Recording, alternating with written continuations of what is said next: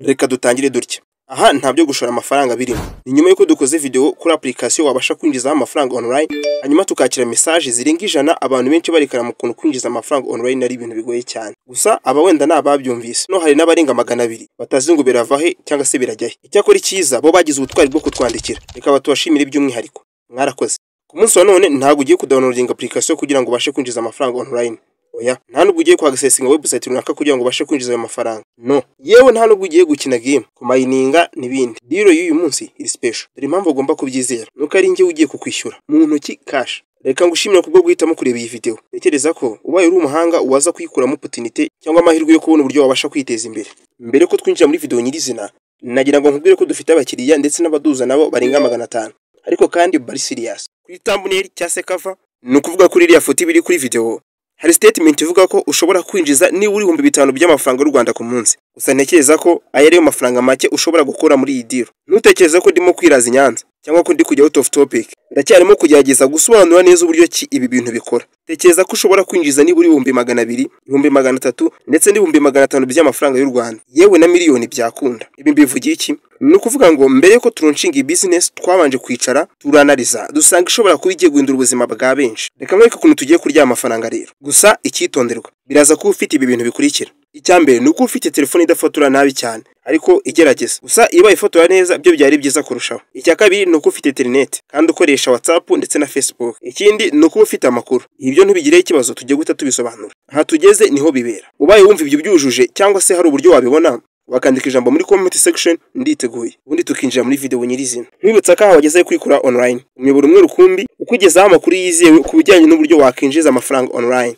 Ubaye utarakanda subscribe uri mu bari guhomba. By'umwihariko ushobora kugira ikibazo, igitekerezo cyangwa inyunganizi. Instagram na Facebook nitwa Bazaza Official. Cyangwa se ukabanyandikira kuri WhatsApp number iri kuri screen yawe. Ikindi ugomba kujoininga WhatsApp community yacu kugira ngo ubashe kumenya update zikurikiraho. Akandi kantu koroshye, ubaye wizeye ko iyi video yaguhindurira ubuzima, wakandika ijambo ikaze muri comment section. Ikindi ugakanda like nk'ikimenyetso cyo kudushyigikira. Umva se, dore ko ikibuga kimeze rero. Nyuma yuko dukorana n'abantu baduhuza n'abakiriya ndetse n'abakiriya ubwabo bose hamwe barenga 500. Byaje kuba ikibazo ubwo amafaranga yarahari ariko habuze imari.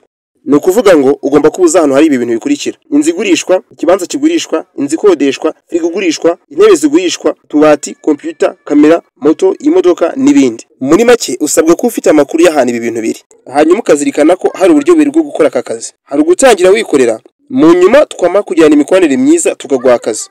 Aha niba iki cyumvikanye twakomeza. Hanyuma rero bitewe n'ukuntu bisa nkaho bigoye gukorera kuri WhatsApp, iyi deal iraza kubera kuri Facebook.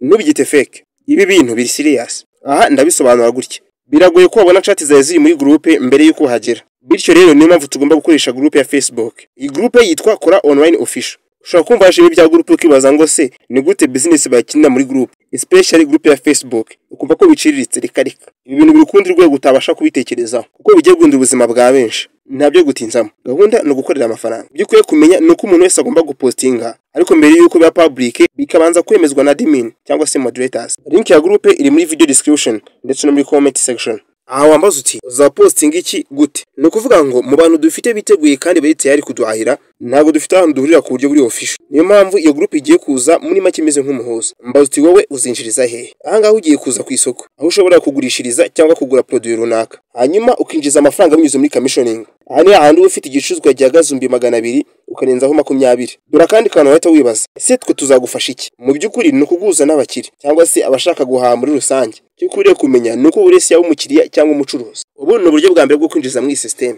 Uburyo bwa kabiri ni naho twe tuzaguha akazi, ariko kandi dushobora kuba twabisobanuye tugitangira. Niyamubyuka neza twavuze ko tuzatangira buri wese yikorera ku giti cye. Kwikorera ku giti cyawe ni ukuvuga uraza gushaka ahantu hari amakuru y'ibibanza bigurishwa, inzu zigurishwa ndetse n'ibindi bintu runaka, firigo, televiziyo, computer n'ibindi. Numara kubona ayo makuru uzajya ufata video y'amasegonda 30 kuri 50. Hanyuma iyo video wafashe urimo kuvugiramo uri kuvuga ahantu icyo kintu giherereye, nimero zawe ndetse n'andi makuru yose ya ngombwa. Ukazirikana ko no muri ayo makuru ya ngombwa ugomba gushyiramo izina ry'igicuruzwa. Umva se niba ugeze hano reka tuguhe aya makuru. Ni ukuvuga ngo dore ingingo nyamukuru ndetse nayo y'ingenzi yatumye dukora iyi video. Nuko dushaka gutanga akazi dushaka gutanga kameze gate. Kimwe cyo nakajyanye n'ibyo twabonye haruguru. Aho ushaka kuzajya ugenda ukadufatira mu video ukadushakira ibyo bikoresho, ndavuga za firigo, amamoto, amamodoka, ibibanza, inzu n'ibindi bitandukanye. Wowe wabidushakira wabibona ukaza ukabyaploadinga tukaguhemba. Ibyo byo dufite ukuntu twabibarana tukabikora mu buryo buri fair. Hanyuma ikindi kintu cy'ingenzi kiruta byose ni ukuvuga ngo hano hanze abantu barenga ibihumbi n'ibihumbi bakeneye kwamamaza ibikorwa byabo. Bityo rero ntabwo bafite platform cyangwa se uburyo bashaka kwamamaza ibyo bintu. Iki nicyo tugiye gukora, aho tugiye kuzajya dutangira amafaranga gukora ama video kuri YouTube, kugutanga ama subscribe, kugupromotinga ama TikTok account, kugupromotinga ama Instagram,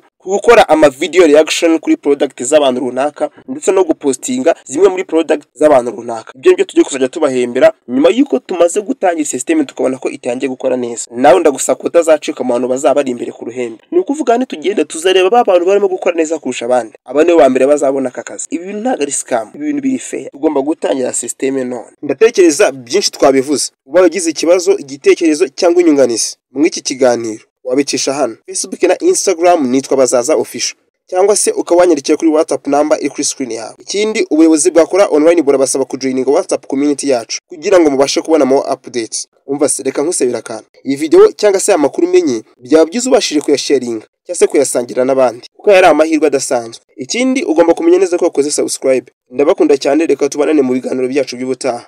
Hasta la vista.